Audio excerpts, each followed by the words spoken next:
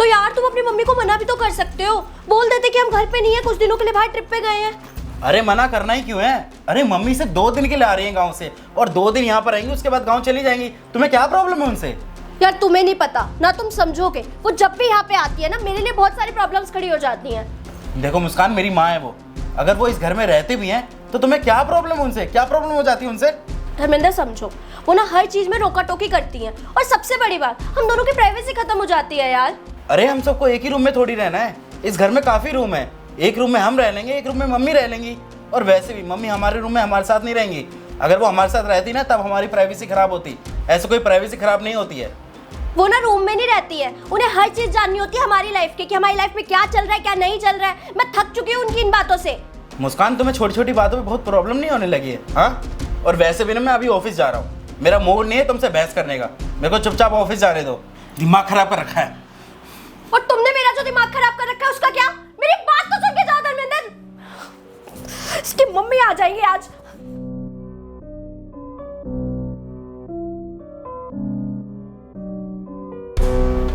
Ma'am साहब, काम हो गया, मैं जाऊँ घर?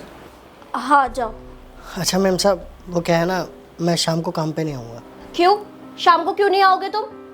वो क्या है ना, मेरी सास की तबीयत ख़राब है, तो उनकी देखभाल करनी है और उनको हॉस्पिटल लेके जाना है। तुम्हारी सास मतलब तुम्हारी बीवी की माँ तुम्हारे साथ रहती है?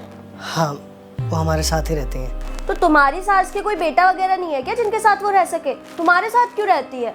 नहीं नहीं मैम साहब, उनका कोई बेटा नहीं है, इसलिए हम उनके साथ ही रहते हैं। एक बात बताओ, तुम और तुम्हारे वाइफ दोनों काम करते हैं, अब तुम 10-12 हज़ार तो महीने के कमाई लेते होंगे, तो 3-4 हज़ार में ना आराम से कमरा मिल जाएगा। कोई कमरा ले लो और अलग रहो। क्यों इतनी प्रॉब्लम ले रखी है तुमने अपने सर पे? उनकी टेंशन भी लेते हो, अपनी टेंशन भी लेते हो। अलग रहोगे, अपनी ज़िंदगी सुखी जियोगे, फ्रीडम रहेगी तुम्हें। यहाँ तुम्हारी सास कितनी रोक टोक करती होगी, कितनी दिक्कत होती होगी तुमको।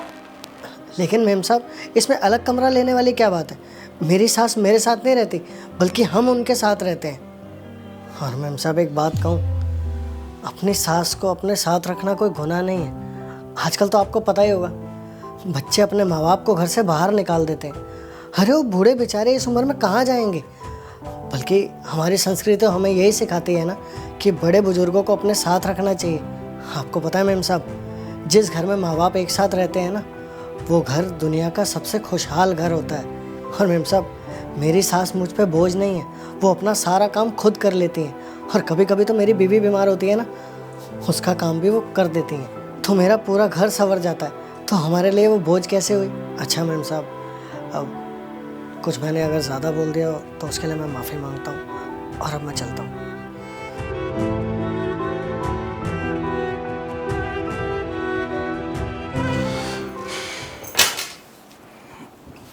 धर्मेंद्र सुनो, मैं कह रही थी कि मम्मी। अरे हाथ जोड़ रहा हूँ यार तुम्हारे सामने, नहीं आएंगी मम्मी इस घर में। अब शांत हो जाओ, खुश रहो ना तुम। मेरी बात तो सुनो, मैं ये कह रही थी कि तुम मम्मी जी को फ़ोन कर दो, मम्मी जी आज से हमारे साथ ही रहेंगी। क्या मुस्कान, सच में? हाँ।